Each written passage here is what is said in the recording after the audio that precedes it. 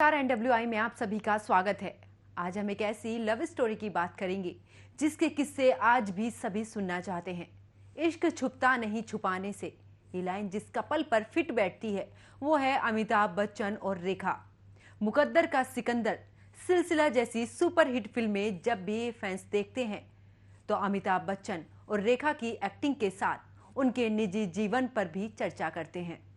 ये दोनों सुपरस्टार आज तक फैंस के बीच राज रहे हैं, लेकिन एक वक्त ऐसा भी था जब ये दोनों एक दूसरे के दिलों पर राज करते थे।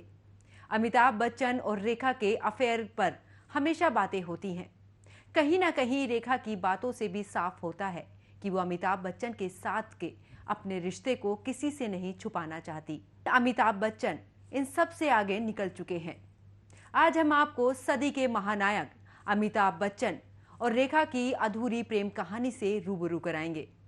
चलिए हम आपको बताते हैं कि रेखा और अमिताभ बच्चन की पहली मुलाकात फिल्म दो अनजाने के सेट पर हुई।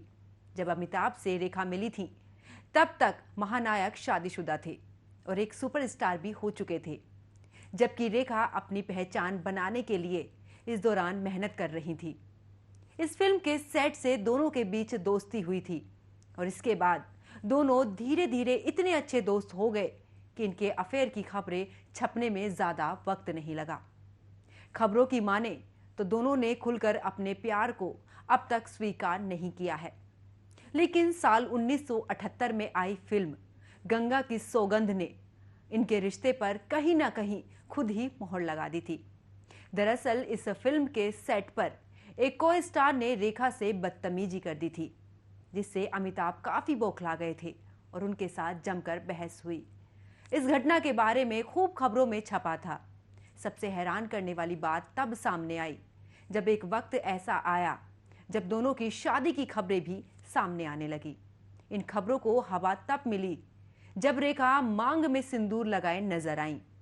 खबर तो ये भी सामने आई कि जब इन खबरों के बीच रेखा और जया की मुलाकात हुई तो जया ने रेखा से कभी भी अमित को नहीं छोड़ने की बात कही, जिसके बाद रेखा समझ गई थी कि अमिताभ बच्चन और वो कभी एक साथ नहीं आ सकते।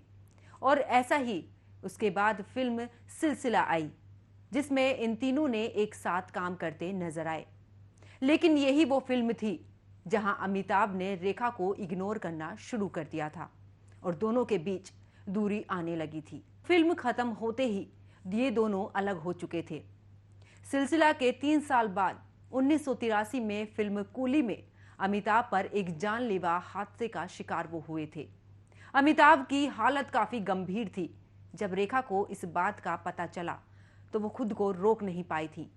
ऐसे में वो अस्पताल में अमिताभ से मिलने पहुंची, लेकिन जया ने उनको अमिताभ से मिलने नहीं दिया और फिर यहीं से इश्क उसी दिन हमेशा के लिए खत्म हो गया। मेरे साथ इतना ही। बॉलीवुड की और तमाम खबरों के लिए हमारे चैनल को सब्सक्राइब करें। और भी कई खबरें और भी कई लव स्टोरी बॉलीवुड से जुड़ी मैं आपके सामने लाती रहूंगी।